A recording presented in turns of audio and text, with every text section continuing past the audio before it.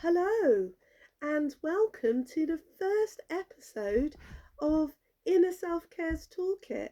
My name is Nicole, and I am from Inner Self Care, and I'm really excited to be here with you today. We do have two other podcasts.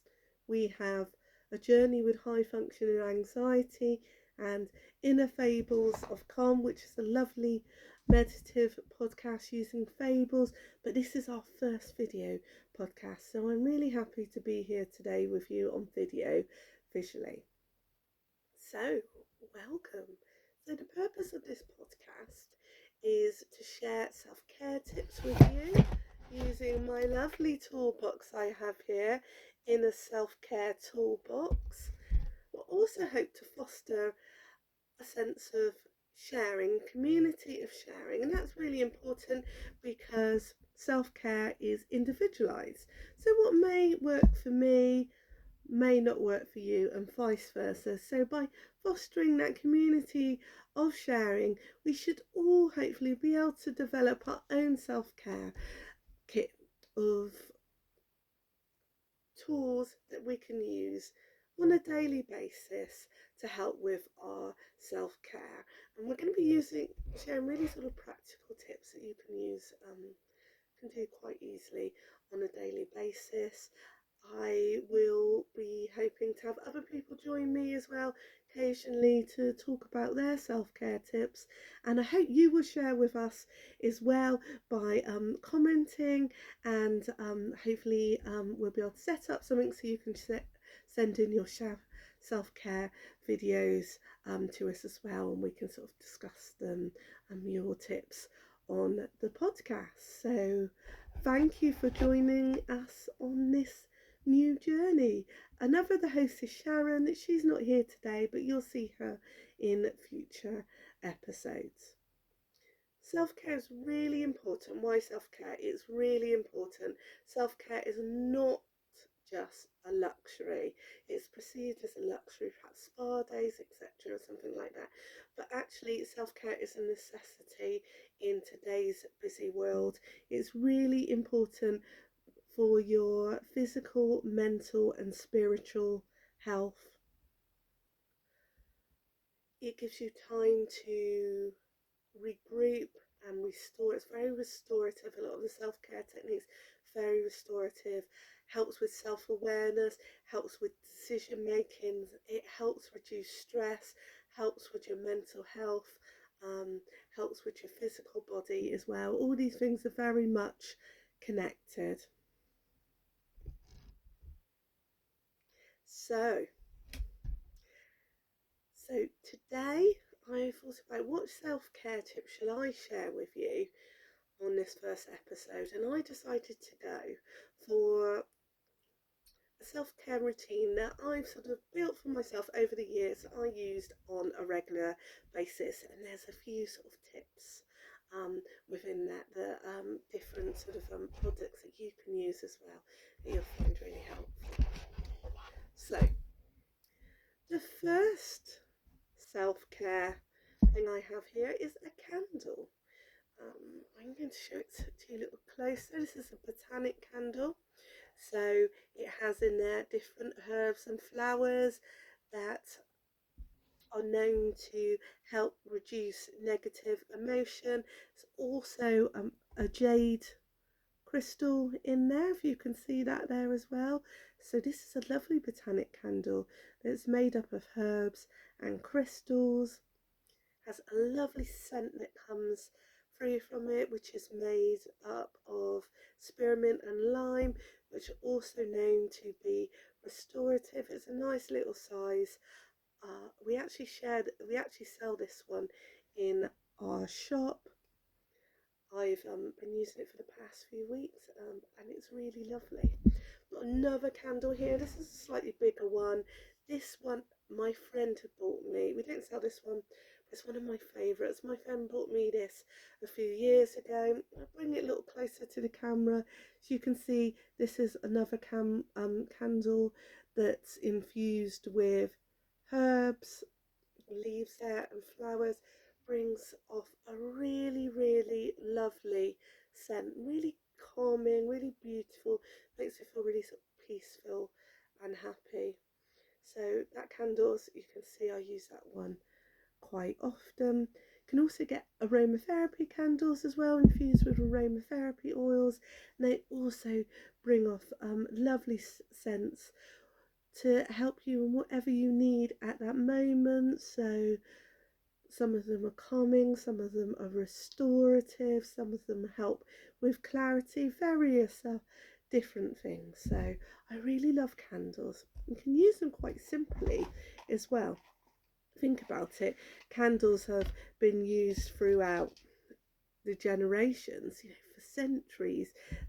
Been used for spiritual practices, religious practices.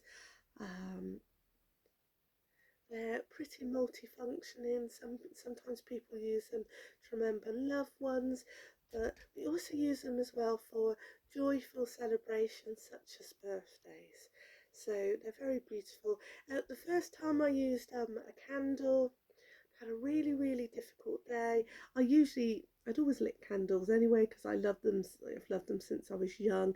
Looking at that flame sort of dancing around in the night gives us that sort of glow of light in the darkness. But the first, I'd had a really difficult day, so I thought let's try using the candle mindfully. So I came home, I lit the candle and meditated while watching the flame flicker. The flame is beautiful dancing around. It can be quite meditative, so we can sort of focus on the flame. Breathe in and out. And sometimes it actually just needs, you don't have to sit there breathing in and out for long periods of time. Just a few breaths in and out, looking on the candle's flame to help with your focus. It's really restorative, gives your body and mind that few moments of relaxation and peace to help restore you. So we always have to be careful with candles because as I said, there are fire risks. So I'm just going to light this candle now. Yes, give it a few seconds. So there we go. You've got that beautiful flame there, and I don't know if you can feel from here it's crackling. So candles are multi-sensory. I'm just going to put it down there. They're multi-sensory, so this candle, for example, it's got the beautiful flowers around it. It's very very beautiful to look at. And then of course on here with this one lit, you have the flame that you can see burning, but you can also hear the crackling as well, and the scents that you can breathe in from these particular botanic and aromatherapy candles. So can do for a few seconds is we can just do a few moments of mindfulness using the candle. So we want to look at that beautiful flame dancing in the dark. Take a lovely deep breath in, hold, and breathe out. Release all that tension. Again, breathe in and breathe out, releasing all that tension. And with these types of candles, when you're breathing in as well, having that lovely restorative breath, you're also breathing in lovely scents. This one here in particular is infused with lime and spearmint, which is relaxing and restorative. So when I'm doing that, I'm breathing in that lovely fragrance as well. I can remember the first time I'd used a candle. I think, as I said earlier, I'd had a really sort of gloomy day, really difficult day, and just doing this for a minute or so, it gave me some light in my gloomy day. And I thought, wow, it's just amazing how this little candlelight flickering here can bring me a little bit of light and reduce the gloom that I'd had in that day. So that's really lovely. I love using candles. You can use them as lots of different ways, as I said. So I've developed a bit of routine as well. So I usually light my candle to set an intention for whatever activity I'm going to do. So it might be a bit of mindfulness, a bit of meditation. Some people use it for, in yoga, they use it when they're having a bath, etc. As I say, the RFI wrist, you can get other candles that don't have negative flames, the battery or operated candles. So I usually light my candle when I'm going to do my journal writing, and I have my journal here. So I've just bought this journal recently. I bought it last week. I do quite a lot of journal writing, so I go through them quite quickly. I was really attracted to this one, lovely sort of design on the front, the lovely birds, and I love the colours as well. You don't have to do journal writing in hand written journals like this. Some people do it on the computer, on their laptop, tablet, whatever device, mobile phone, whatever device that you want to use, you can do journal writing. For me, my preference is I really love doing handwriting, so I love to use paper journal. So I use that, and I try to use it most days. Journal writing, why is it good for self-care? Well, there's lots of reasons it is good for self-care. You don't actually have to write, by the way. You can actually draw pictures in here as well, doodles, etc. and stuff like that. However you like to express yourself. It's really helpful. One of the things I use it for sometimes is brain dump. So before I go to bed, I might dump in my journal, write in my journal, you could draw whatever, things that sort of maybe sort of stress me out or worrying during the day.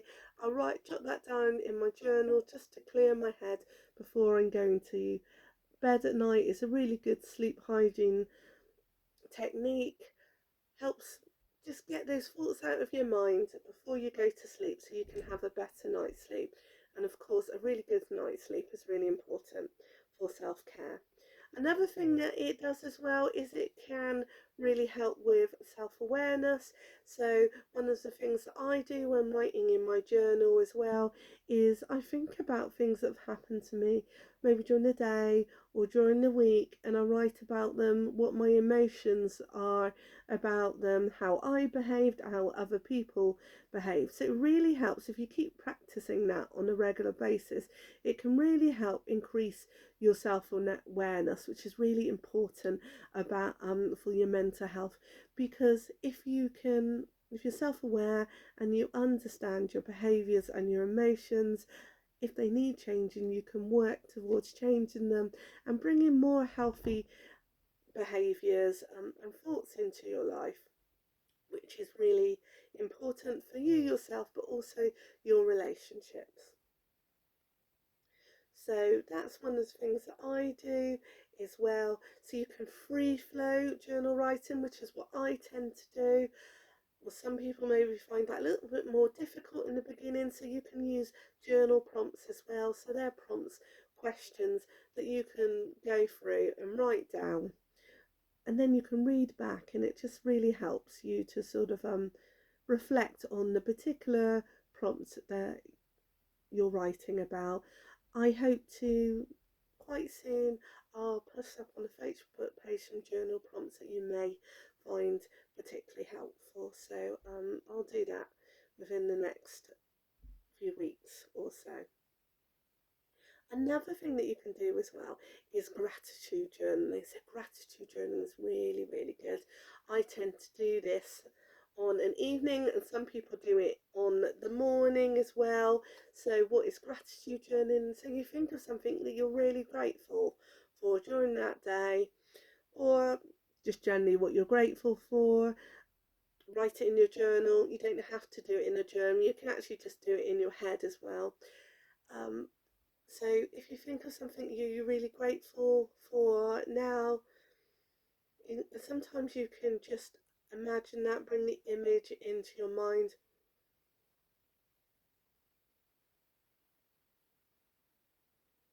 So I don't know about you, but when I think of something that I'm really grateful for, I get that lovely warm feeling in my body. it might take you a little while to get that feeling, you know, you need to practice a little bit. But what that is your mind thinking, oh, okay, this is really positive. I've got something that I'm grateful for, that I've got something positive to think about. And your mind starts telling your body, oh, we're happy.